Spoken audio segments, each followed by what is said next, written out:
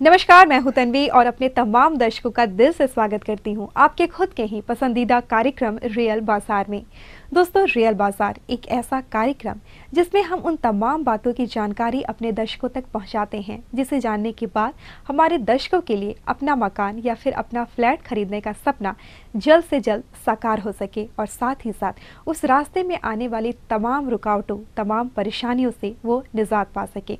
आज की कड़ी में भी हमारी बस यही कोशिश होगी और आज की कड़ी में हम आपको बताने वाले हैं बिल्डिंग बायलॉज 2014 के बारे में। जी हाँ दोस्तों, बिहार कैबिनेट द्वारा बिल्डिंग बायलॉज पारित हो चुका है और इसका बेहद बेसब्री से इंतजार है ना सिर्फ बिल्डर को बल्कि उन तमाम लोगों को जो अपना मकान या फिर फ्लैट खरीदने का सपना देख रहे हैं। तो आइए आपको बताते हैं क्या क्या खासियत है बिल्डिंग बायलॉज 2014 की।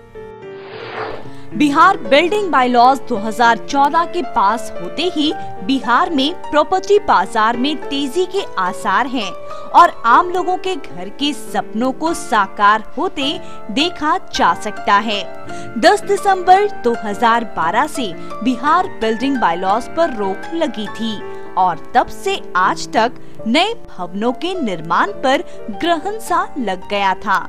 जहां एक ओर निर्माण इंडस्ट्री में स्थिरता आ गई थी, वहीं कईयों के घर का सपना अधूरा रह गया था। अब नए बिल्डिंग बायलॉज के आने से निर्माण इंडस्ट्री में तेजी की संभावना बनी है, वहीं आम लोगों के घर के सपने को पूरा होने की भी संभावना है। बहुत दिनों से 2 साल से जैसे कि कोई बिल्डिंग बायलॉज अभी तक नहीं था हम लोगों के पास। एक बिल्डिंग बायलॉज 2007 का बना हुआ था, तो उस बिल्डिंग बायलॉज 2007 के बाद से अभी रिवीजन करना था। जो मास्टर प्लान पटना का नया बन रहा है उसको कंसीडर करते हुए इस बार का बिल्डिंग बायलॉज को बनाया गया, जिसमें न्यू एरिया जो मास्टर प्लान में लिया गया है उसको अलग से कंसीडर किया गया है और जो ओल्ड एरिया है जो एग्जिस्टिंग पटना है उसको अलग से कंसीडर किया गया। दोनों तरह का डेवलपमेंट के लिए अलग अलग FAR रखा गया है। रोड विड्थ का भी अलग अलग ही कंसीडरेशन है। बिहार बिल्डिंग बायलॉज 2014 पूरे बिहार में लागू होगा। बायलॉज शहर को सुव्यवस्थित करने की एक व्यवस्था है ताकि शहर में प्लान रूप से भवनों का निर्माण हो सके। आमतौर पर देखा जाता है कि भवन निर्माण करते वक्त लोग उन बातों की अनदेखी कर देते हैं जो उनके लिए फायदेमंद है, जैसे भवन या घर बनवाते वक्त कुछ एरिया का खुला होना ताकि वहां रहने वालों को स्वच्छ हवा और रोशनी मिल सके। लेकिन कभी कभी देखा जाता है कि मकान मालिक 1 इंच भी जमीन नहीं छोड़ना चाहते और नतीजा सटे सटे मकान। यदि कोई हादसा हो जाए तो जान माल की क्षति निश्चित। इन्हीं सभी पहलुओं पर ध्यान देता है बिल्डिंग बायलॉज को सुनियोजित तरीके से बसाने के लिए 3-4 बातें बायलॉज में अहम रखती हैं। पहला तो होता है FAR, जिसको बोलते हैं फ्लोर एरिया रेशियो। उसमें किसी भी ज़मीन पे कितना बड़ा कंस्ट्रक्शन हो सकता है, मोटा मोटी इस तरह से समझें, वो FAR रहता है। और जनरली FAR जो रहता है 2.5 से लेके 3 तक, 3.5 तक किसी इलाके में, पटना में हम लोग जाते हैं। तो FAR जितना ज़्यादा रहेगा उस पे दबाव उस क्षेत्र पे उतना ही ज़्यादा रहेगा। ज़्यादा FAR का मतलब है कि ज़्यादा वहाँ पे फ्लोर एरिया, ज़्यादा एरिया हम बसा सकते हैं। और दूसरी चीज़ होती है, एक होता है हाइट रेस्ट्रिक्शंस, मतलब किसी भी इमारत की ऊंचाई कितनी रहनी चाहिए उसको हम लोग कंट्रोल करते हैं उस रेगुलेशन में। हाइट रेस्ट्रिक्शन की आवश्यकता इसलिए होती है कि हमारे पास फायर फाइटिंग की जो अग्निशमन सेवा की जो सर्विस रहती है वो लिमिटेड रहती है। अगर आपके पास 50 मंजिली इमारत को आग से बचाने के लिए सुविधाएं नहीं हैं तो आप 50 मंजिली इमारतें नहीं बना सकते हैं। तो हमारे पास जो अभी सुविधाएं हैं वो 7 से 8 मंजिल तक ही सुविधाएं हैं। तो हाइट रेस्ट्रिक्ट करके हम ये कहते हैं कि आप 7-8 मंजिल से ज़्यादा मकान आप नहीं बना सकते हैं।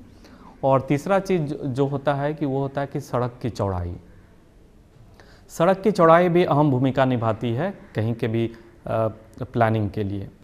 और बेसिकली बिल्डिंग बायलॉज तो सेफ्टी और हेल्थ ग्राउंड पे ही बनाया जाता है।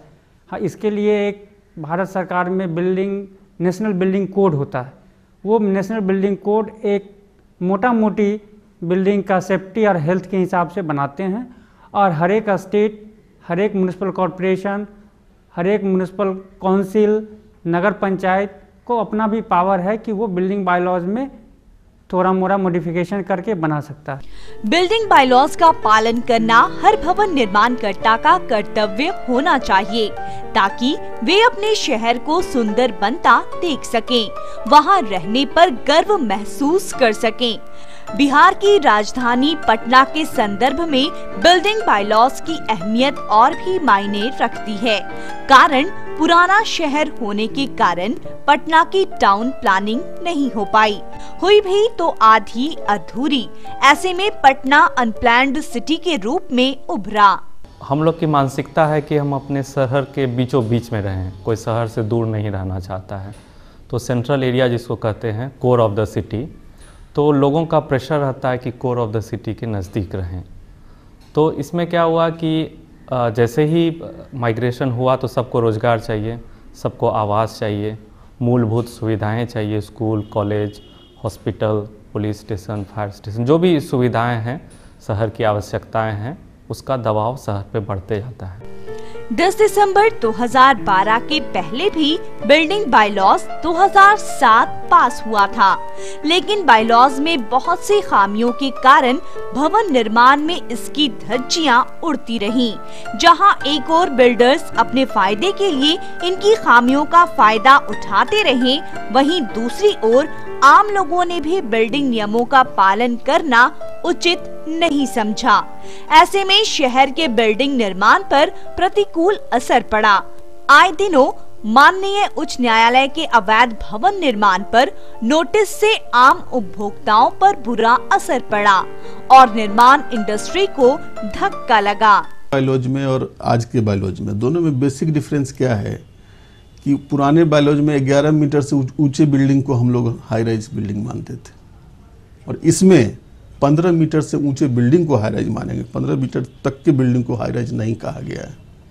और हाई राइज के केसेस में जो भी सेटबैक्स का है, मेन चीज़ दिया गया है कि सेफ्टी को ध्यान में रख करके कि fire engine all around the building वो मूवमेंट उसका होना चाहिए।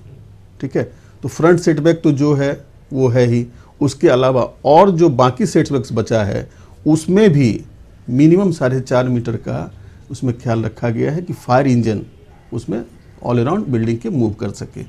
और प्लस 15 मीटर, आप सीधा मान लीजिए कि 15 मीटर तक की बिल्डिंग, यानी जो G+4 जो देखते थे आप पूरे शहर में, वो बिल्डिंग हाई राइज है ही नहीं।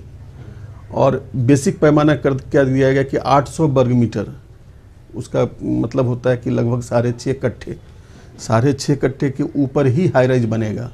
जी हाँ दोस्तों, अभी अभी आपने जाना बिल्डिंग बायलॉज के बारे में। बिल्डिंग बायलॉज एक ऐसा तरीका जिससे भवन निर्माण से हमारा घर तो सुंदर होगा ही, साथ ही साथ सुंदर होगा एक सुंदर शहर का सपना भी। जी हाँ दोस्तों, अगर हम बिल्डिंग बायलॉज को ध्यान में रखकर अपने मकानों का निर्माण कराएं तो इसके चलते एक पूरी तरह से प्लान्ड सिटी जो कि हमारे सपनों में बसती है और पटना जिससे कोसों दूर है, वो हकीकत के धरातल पर उतर जाएगा।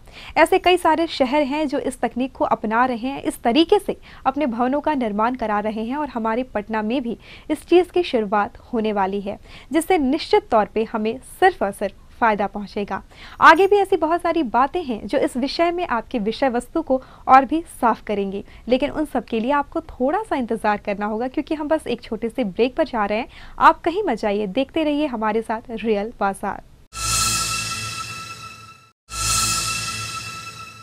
ब्रेक के बाद एक बार फिर से मेरे तमाम दर्शकों का बहुत बहुत स्वागत रियल बाजार में। और ब्रेक पर जाने से पहले हम बातें कर रहे थे बिल्डिंग बायलॉज के बारे में, और आपने दर्शकों जाना था कि किस प्रकार बिल्डिंग बायलॉज बेहद ज़रूरी है, ना सिर्फ एक सुंदर घर के लिए, ना सिर्फ एक भवन के लिए, बल्कि पूरे शहर को सुंदर स्वरूप देने के लिए।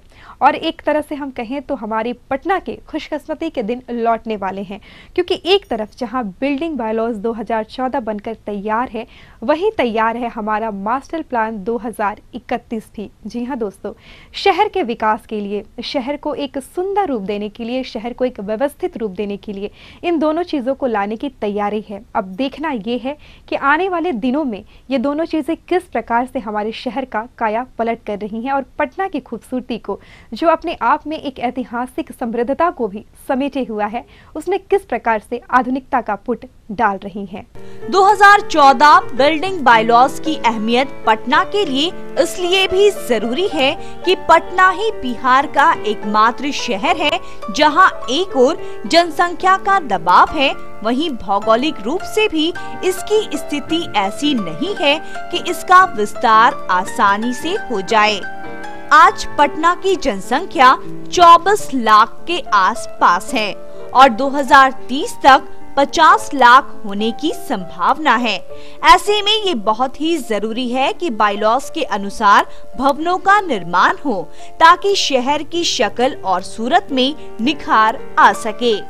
खासकर अगर पटना को देखें तो पिछले 10 से 15 सालों में इसका जनसंख्या में काफ़ी बढ़ोतरी हुई है और आज के संदर्भ में अगर पूरे पटना को देखा जाए तो इसकी जनसंख्या करीब 23-24 लाख के करीब पहुंच गई है और अगले 10 साल में 2031 तक में जैसा मास्टर प्लान है उसमें पूरे पटना ग्रेटर पटना में पूरे 50 लाख लोगों को बसाने का लक्ष्य रखा गया है। तो इससे लग सकता है कि हमारे पास ज़मीन सीमित है। पटना का अगर भौगोलिक स्थिति देखा जाए तो उत्तर में गंगा, दक्षिण में पुनपुन और फिर दक्षिण में पुनपुन और पश्चिम में फिर आपका सोन आता है। तो एक उसके अलावे भी पटना का जो लो लाइंग एरियाज़ है वहाँ पानी जमा हो रहता है। तो हमारे पास एक सीमित ज़मीन है, उसी ज़मीन में सबको पूरे 50 लाख की आबादी को बसाना है। बिल्डिंग बायलॉज से जहां एक ओर सुव्यवस्थित शहर की परिकल्पना की जा सकती है, वहीं आम लोगों को भी फायदा पहुंचाती है। फ्लोर एरिया रेशियो यानी FAR, हाइट रिस्ट्रिक्शन, सड़क की चौड़ाई आदि ऐसी बिंदुएं हैं जिनकी समीक्षा भवन निर्माण के वक्त निहायत ही जरूरी होती है। सिविल इंजीनियर रहते हैं, फायर वाले रहते हैं, उसमें अर्थक्वेक का ध्यान रखा जाता है, आपदा प्रबंधन पे ध्यान जाता है। तो ये सारी चीज़ों को मिलके एक साथ बैठ के और अलग शहरों के बायलॉज को स्टडी करके ये बिल्डिंग बायलॉज बनाते हैं और नागरिकों से ये अपील रहेगी कि बिल्डिंग बायलॉज के अनुरूप ही अपना मकान बनाए। जो भी अलग अलग इलाके के लिए जो भी नियम है, तो उससे फ़ायदा ये होगा लोगों को कि एक तो है कि नेचुरल लाइटिंग, वेंटिलेशन जो चाहिए। अगर मान लीजिए ज़मीन के आगे कहा जाता है कि इतना फीट ज़मीन छोड़ना है, भविष्य में अगर रोड चौड़ीकरण की बात उठती है तो मकान को तोड़ने की आवश्यकता नहीं हो पड़ेगी। 2 फीट 3 फीट अगर ज़मीन दे दिया जाए दोनों तरफ से तो आपको 6 फीट का ज़मीन आपको एक्स्ट्रा मिल जाता है। तो एक तो वो बात होगी। दूसरी कि अगर साइड सेटबैक किनारे जो ज़मीन छोड़ते हैं तो आप अगर 2 फीट ज़मीन छोड़े, आपके बगल वाले 2 फीट ज़मीन छोड़ते हैं तो कुल मिला के 4 फीट का ज़मीन मिल गया। आपका भी खिड़की के पास 4 फीट का खुला स्पेस है, बगल वाले के पास भी 4 फीट का स्पेस है, तो इसमें दोनों को फ़ायदा है। तो 2 फीट आप ज़मीन छोड़े, टोटल 4 फीट मिल गया, हवा पानी जो भी रोशनी वोशनी चाहिए आपको आराम से मिल गया। पटना भूकंप जोन 4 में आता है, जो भूकंप के नुकसान के तौर पर अति संवेदनशील कहा जाता है। पटना के अलावा बिहार के अधिकांश जिले जोन 4 और 5 में आते हैं। ऐसी स्थिति से निपटने के लिए नए बायलॉज में इसके संबंधित प्रावधान किए गए हैं। नए बनने वाले सभी मकानों और भवनों का भूकंप रोधी होना अनिवार्य है। वहीं 15 मीटर से अधिक ऊंचे भवन के लिए स्ट्रक्चरल स्टेबिलिटी सर्टिफिकेट लेना अनिवार्य है। कि पूरा बिहार अर्थक्वेक के जोन में आता है। पटना उसमें अर्थक्वेक 4 का जोन है, 5 जोन है जो सर्वाधिक क्षतिग्रस्त जोन होता है और ये बहुत है लेकिन अति नहीं है। तो पटना जोन 4 में है, तो इस बार बिल्डिंग बायलॉज में अर्थक्वेक रेसिस्टेंट बिल्डिंग का पूरा गाइडलाइंस जो doctor AS Arya IIT Roorkee के रिटायर्ड प्रोफेसर हैं उनके द्वारा बनाया हुआ है, वो भी आपको दिया गया है बिल्डिंग बायलॉज में।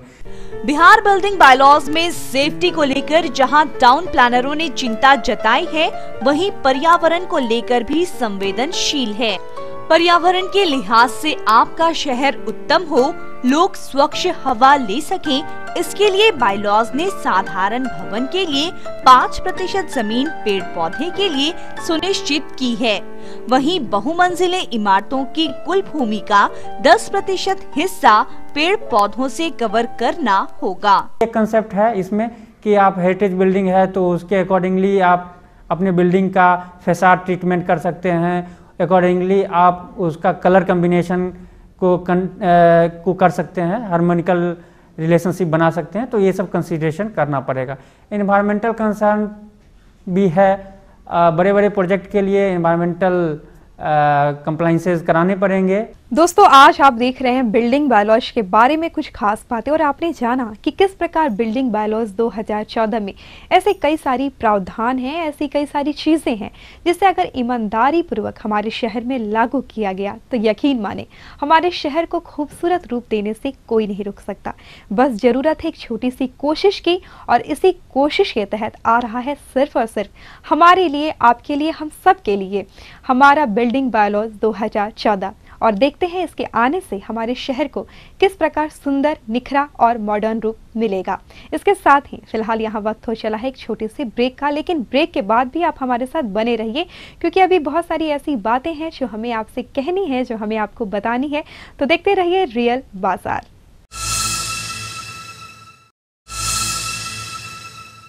ब्रेक के बाद एक बार फिर से मेरे सभी दर्शकों का बहुत बहुत स्वागत रियल बाजार में। और ब्रेक पर जाने से पहले आज हमारा चर्चा का विषय वस्तु था बिल्डिंग बायलॉज 2014। बिल्डिंग बायलॉज के आने से रियल एस्टेट के क्षेत्र में काफ़ी परिवर्तन हुआ है, और साथ ही साथ परिवर्तन हुआ है उन भवनों के निर्माण में भी जिनका निर्माण अवैध तरीके से किया जा रहा था। जी हाँ, इसके आने के बाद से अवैध भवनों के निर्माण पर रोक लगेगी। लिहाजा पटना को सुंदर और सुव्यवस्थित रूप देने से कोई नहीं रोक सकता। साथ ही साथ इसमें भूकंप रोधी तकनीक की भी बात की गई है, और उन सभी चीज़ों को शामिल किया गया है जिससे हमारे पर्यावरण को कोई नुकसान ना पहुंचे। पर्यावरण और इकोलॉजिकल सिस्टम में हार्मोनी पर भी इस बायलॉज पर ध्यान दिया गया है। गंगा नदी के तटबंध से 200 मीटर पहले और अन्य नदियों के तटबंध से 100 मीटर पहले कोई भी भवन का निर्माण नहीं हो सकेगा। साथ ही साथ सभी भवनों पर रेन वाटर हार्वेस्टिंग अनिवार्य कर दिया गया है। इस बार स्ट्रिक्ट कर दिया गया है कि गंगा रिवर के 200 मीटर सम डिस्टेंस पे आप कोई डेवलपमेंट नहीं कर सकते हैं, क्योंकि गंगा का कोर्स बहुत सडनली नहीं लेकिन ड्यू कोर्स में वो चेंज करता रहता है। तो उसको कंसीडर करते हुए गंगा का जो एरिया है उस एरिया को फ्री फ्रॉम डेवलपमेंट के लिए कर दिया गया है। बिहार बिल्डिंग बायलॉज 2014 के अनुसार ये सुनिश्चित किया गया है कि कितनी चौड़ी सड़क पर कितनी बड़ी इमारत खड़ी की जा सकेगी, जबकि पूर्व में कम चौड़ी सड़कों पर भी धड़ल्ले से अपार्टमेंट निर्माण होते थे। सड़क को आपके प्लॉट के आगे जो सड़क है उसकी चौड़ाई, अगर आपको G+1 बनाना है तो उसकी चौड़ाई 12 फीट, अगर उससे ऊपर बनाना G+2 बनाना है तो 12 फीट से ऊपर और 20 फीट से नीचे की सड़क होगी तो आप G+2 बनाएंगे। और 20 फीट से जैसे ही बढ़ गए या 20 फीट चौड़ाई है तो वहाँ पर 12 मीटर की बिल्डिंग बनेगी। अपार्टमेंट निर्माण में मुनाफे की वजह से कम चौड़ी सड़कों और कम एरिया की जमीनों पर भी अपार्टमेंट निर्माण खूब हुआ, जिसका नतीजा बाद में या तो वहां रहने वालों पर पड़ा या भवन को ही अवैध घोषित कर दिया गया। इन्हीं सभी कॉम्प्लिकेशन की वजह से नई बायलॉज ने 6.5 कट्टे से कम भूमि पर बहुमंजिले इमारतों पर रोक लगा दी। वहीं टाउनशिप के लिए 400 कट्टे की जमीन की अनिवार्यता निश्चित की गई। अभी जो रेगुलेशन आया है इसमें है कि 20 फीट से कम अगर आपकी अप्रोच सड़क है तो उसमें आप बहुमंजिली इमारतें नहीं बना सकते हैं। मैक्सिमम 2 से 3 मंजिल तक ही इमारत बना सकते हैं। 5 हेक्टेयर से कम जमीन पर इसको लागू नहीं किया गया है। कुछ से कम में आप टाउनशिप बसा ही नहीं सकते हैं। हम लोग जो यहाँ देख रहे हैं जो टाउनशिप जो कहा जा रहा है तथाकथित टाउनशिप है, ये टाउनशिप का मतलब दूसरा होता है। एक ही कैंपस में हर चीज़, आप कैंपस में इन कर गए तो हर चीज़ आपको वहीं मिल जाना है। इंटरटेनमेंट से लेके मेडिकल से लेके ऑल फैसिलिटीज़, मार्केटिंग फैसिलिटी, जो भी हर चीज़ है, हर फैसिलिटीज़ आपको कैंपस में ही मिल जाए, उसको कहते हैं टाउनशिप। जानकारों के मुताबिक नए बिल्डिंग बायलॉज 2014 पुराने बायलॉज 2007 से कई मायनों में अच्छा है। ऐसे में आशा की जा सकती है कि आने वाले दिनों में बिहार में भवन निर्माण इंडस्ट्री में तेजी आने के आसार हैं। वहीं एक स्वच्छ और सुंदर शहर का सपना साकार होने की भी संभावना है। दोस्तों, आज की कड़ी में हमने बात की बिल्डिंग बायलॉज 2014 की। पूर्व के बायलॉज की उपेक्षा अगर इसकी बात करें तो इसमें बारीकी से हर एक चीज का ध्यान रखा गया है और कोशिश की गई है पहले जो गलतियां हमसे हो चुकी हैं उससे इस बायलॉज में ना दोहराई जाए, ताकि पटना जिसका एक स्वर्णिम इतिहास रहा है वो आगे एक अपना स्वर्णिम भविष्य भी बना सके। एक सुंदर निखरे रूप में वो एक बार फिर से पूरी दुनिया के सामने आ सके। बहुत सारी ऐसी चीजें हैं जिसमें इसे ध्यान रखा गया है और साथ ही साथ ध्यान रखा गया है इस बात का भी कि पटना शहर को दिया जाए जल्द से जल्द एक सुंदर और निखरा स्वरूप। इसके साथ ही दर्शकों, फिलहाल वक्त हो चला है मेरा आपसे विदा लेने का, लेकिन फिर भी अगर आपके मन में है कोई सवाल या फिर बिल्डिंग बायलॉज से जुड़ी बातों के बारे में आप देना चाहते हैं हमें कोई सुझाव, तो आप हमें मेल कर सकते हैं। मेल करने के लिए फटाफट उठाएं कागज और कलम और नोट करें हमारा ईमेल आईडी। हमारा ईमेल आईडी है realbazaar@gmail.com। इसी के साथ दर्शकों हमें दीजिए इजाजत, लेकिन अगले सप्ताह बिल्डिंग बायलॉज 2014 से जुड़ी कुछ और खास बातों का खजाना लेकर होंगे आपके सामने हाजिर। तब तक के लिए नमस्कार।